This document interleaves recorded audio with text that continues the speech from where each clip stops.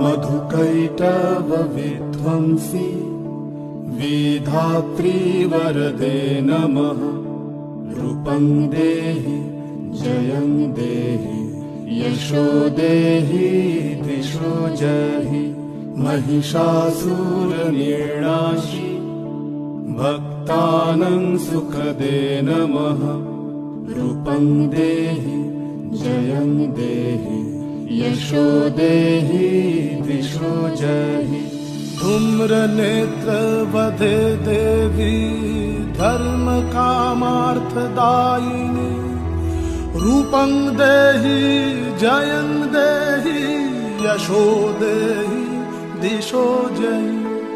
रक्तबीज वधे देवी चण्डमुण्ड विनाशिनी। रूपं देहि जयं